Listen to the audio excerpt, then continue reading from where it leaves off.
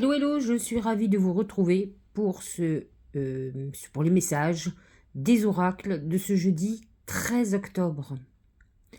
L'encre nous montre notre quête d'ancrage, d'équilibre, mais elle représente aussi les chaînes qui nous empêchent d'avancer, dans un sens négatif bien entendu.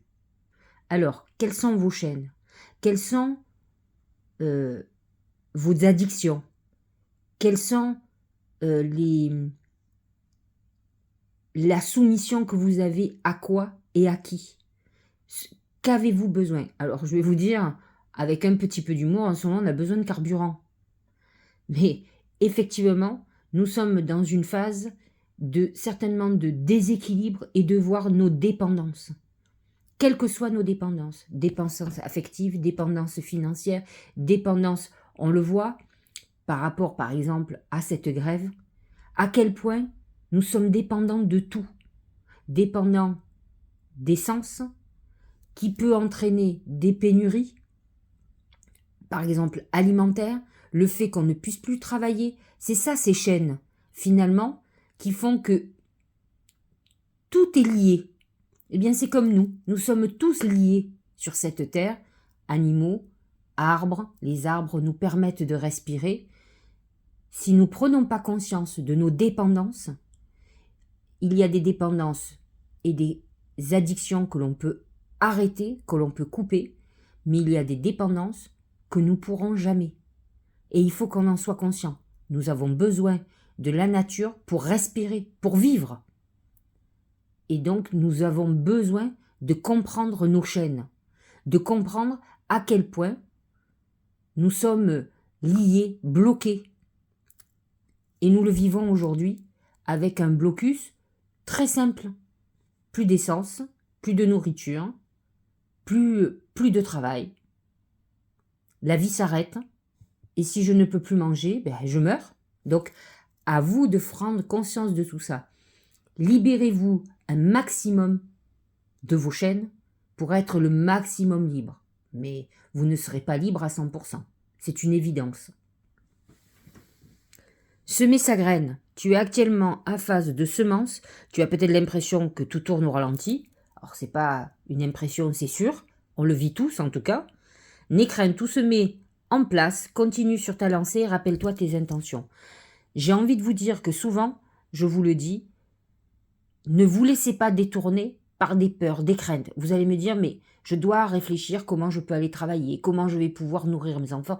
Je suis consciente de ça, mais vous avez certainement des objectifs en tête et vous ne devez pas les abandonner parce que momentanément, et je dis bien momentanément, vous êtes perturbé par une vraie problématique, certes, mais par une problématique.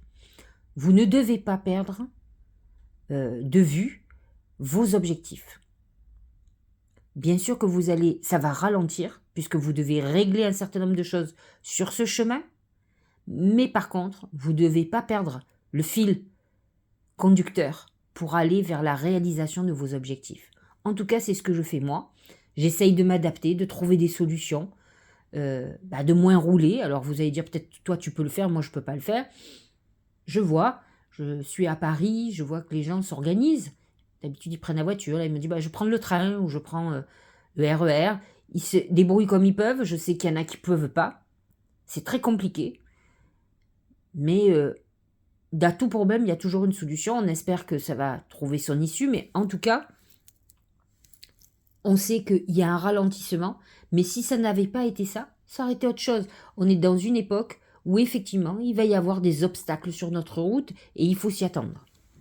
Regardez enfin, hiver, froideur, fête, célébration, fin. On est dans une fin d'époque. La carte de l'hiver nous montre à quel point nous sommes dans cette austérité. Il y a quelque temps en arrière, je pense que c'est l'année dernière, je suis en train de chercher dans mes archives, j'ai annoncé qu'on rentrait dans une phase d'austérité. Je suis honnête avec vous, on venait de passer les confinements, je ne m'attendais pas à ça. Et je pense que c'est que le début. Donc, à nous de fonctionner différemment, de nous adapter pour ne pas perdre notre niveau, d'avoir des idées.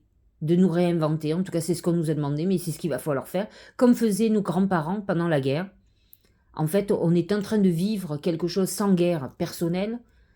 On vit cette même restriction qu'ont vécu et peut-être beaucoup moindre que ce qu'a vécu nos grands-parents et arrière-grands-parents. Cependant, on est dans cette phase-là. Je ne peux pas vous dire pendant combien de temps ça va durer, mais n'oubliez jamais que dans les périodes de crise, d'austérité, certains tirent leur épingle du jeu. J'ai vu des gens qui ont gagné beaucoup d'argent malgré des krachs boursiers, malgré d'autres ont perdu, comme pendant le confinement.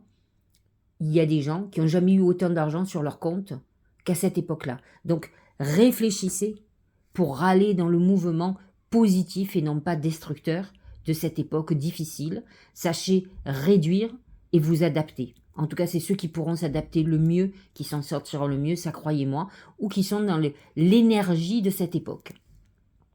Je vous souhaite une bonne journée, trouvez votre équilibre et je vous dis à demain.